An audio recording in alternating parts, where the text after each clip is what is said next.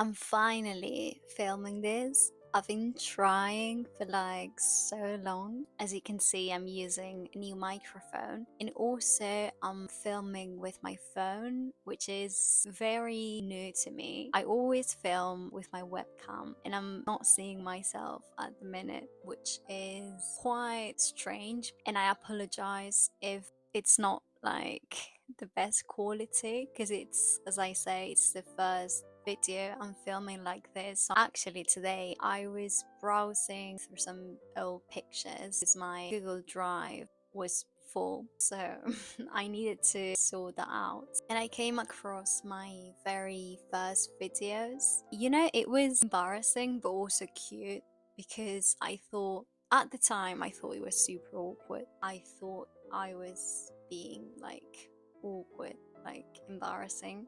But now looking back, I think it was cute. It was not very good quality at all. Like, the videos are pretty embarrassing in terms of quality, but they're still kind of cute, and I wouldn't say I'm embarrassed by them. Right now, if someone saw them, I think I would be okay, because it is part of the journey, isn't it? You need to go through that phase as well. I don't have many of them on my Instagram, but the reason why is that I changed the reason why I was posting. Because when I started social media, I was posting to help people learn Spanish, but then I sort of realized that as much as I liked teaching Spanish, it was too niche for me, because I'm also a translator and I also teach English. So at the time I did it because I was still at university, but most of my students were learning Spanish with me, and so that's the reason why I thought I would do something like that, because I kind of wanted to contribute in a way to that space. But then one day I was like, what do I do now? Because I didn't want to stop posting, because I had no filming editing experience whatsoever. My why when I started was, okay, I want to do this because I want to help people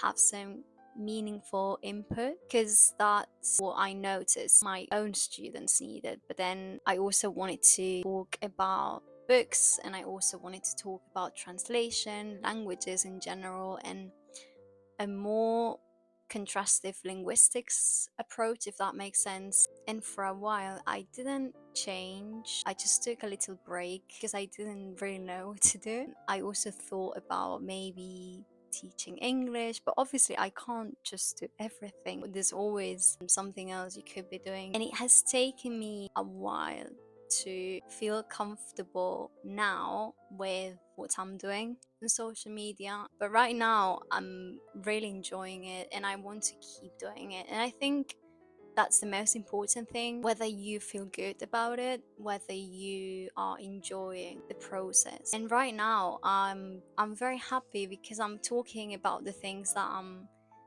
passionate about. I felt bad that I stopped teaching Spanish and I would look like I didn't like that anymore, but I mean, I love it and I still teach Spanish. Just wanted to do something a little bit more different on social media. And that's not to say that I won't do anything like that, like never again, because I do have some dreams. I have some projects in mind. I would love to collaborate with schools or with publishing companies and maybe write something, or help them in terms of like writing a grammar book, writing some stories. I would love that, like in Spanish or in English. I would absolutely love doing something like that, but in a way that's like collaboration. It might sound to you like it's not a big deal, but for me it was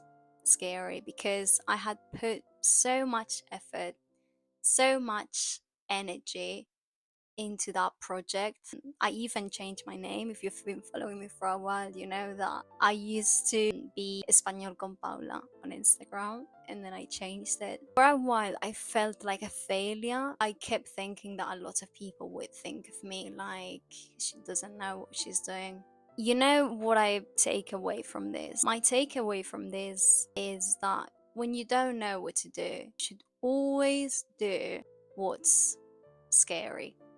You should always do what is not the easiest path, because even if you feel like you should have done something else, just the fact that it's going to be a difficult path, you're going to learn so much and you're going to grow so much. I actually wanted to talk about this today because it has been so many times in my life that I would get like really anxious because I didn't know what to do, and I would just not be able to choose something. I would keep thinking and meditating on it. Whenever there's something that doesn't feel right, I take a step back and I ask myself, how do I feel about this? And what can I change to feel better? Sometimes it just feels weird and you don't know what the problem is. But I can tell you, there has been many times in my life I've known what's wrong, that I've known what needs change, what needs to be changed. And I just don't act on it. I just don't do it because I'm scared. This time last year, I was finishing university and I was doing my dissertation on translation. Really interesting. It's actually published if you want to to read it. I learned so much. It was fascinating. I was working on my dissertation. I was putting loads of hours, and I had these thoughts in the back of my mind. I would love to be a literary translator. I would love to do this for a living. I didn't listen to it because I had this other thought in my mind that was telling me, you are too young, your Spanish is not good enough, it's not rich enough, your vocabulary could be better, people will criticize you. I loved my degree and I loved my dissertation, but for some reason I thought it was a good idea to ignore the fact that I love books, that I love literature, that I love languages, that I love writing. Just completely ignore it because I thought it was too hard, that I'm not qualified to do it, and that it's just not for me, that it's too difficult for me. I wanted to do something. I know that I wanted to do it, but because it was so scary and it was terrifying, just the thought that I would have to put myself out there, email publishing companies, and sell myself to them. Just that thought was terrifying. You know what the thing is? I didn't like myself very much in the past, and I didn't treat myself with kindness. I always say you should treat people with kindness, but then I'm the first person who doesn't treat herself with kindness. It has taken me a year to realize that this is what I'm meant to do right now. Maybe not realize, but to accept it and to convince myself that this is the right thing to do now. The reason why I struggle to accept that this is what I want to do right now is the fact that I know it's going to be a long journey and that I know it's not going to be easy. But I'm glad that finally I accepted myself, accepted that I do want to do this and that I do want to try, and that I don't want to just ignore my own feelings because there is a part of me that doesn't like herself very much. If anyone is also struggling with this, what I try to do is that I remind myself of things that I've accomplished, of things that I achieved in the past that maybe in the past I also thought I was not capable of achieving. So for example, I felt so insecure about my English. Like in the past, I would have never failed myself, let alone put it out on the internet. I gained confidence just by doing it, speaking to the camera, just posting stuff on the internet. It just gets easier. I promise you. You know, some of my friends think that I'm just very confident. I'm just naturally very confident. And that is just not true. I just do it even if I'm scared, even if I'm terrified, even if I'm just sweating because I'm so nervous. I know it's good for me. It just gets easier.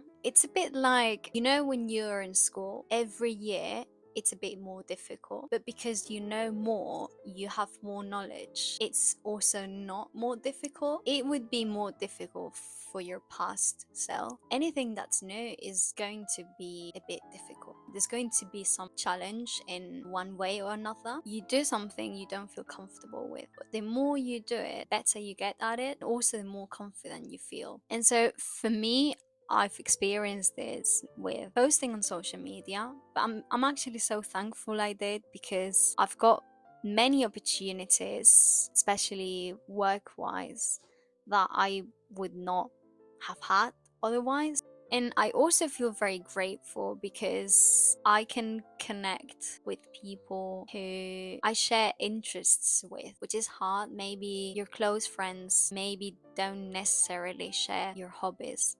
So I think in that sense, it creates a community and it makes you feel more understood. In the past, I would not even comment on people's posts because I would be like, maybe I say something inappropriate, I say the wrong thing, or maybe I make a spelling mistake. Like, I'm self-conscious to that level, just leaving a comment, just making sure that it's perfect. Think about that, yeah? Just a comment. Just imagine when I'm translating something, how obsessed I get that it's absolutely perfect. It's crazy. I think something I would tell my younger self about creating content is that you need to be okay with it not being perfect. You can't expect yourself to be editing videos like you've been editing for a living. It's the same with languages. When you start learning a language, even if you're intermediate, you need to be patient with yourself and you need to be like, okay, I don't know this, but that's okay. I mispronounced this word,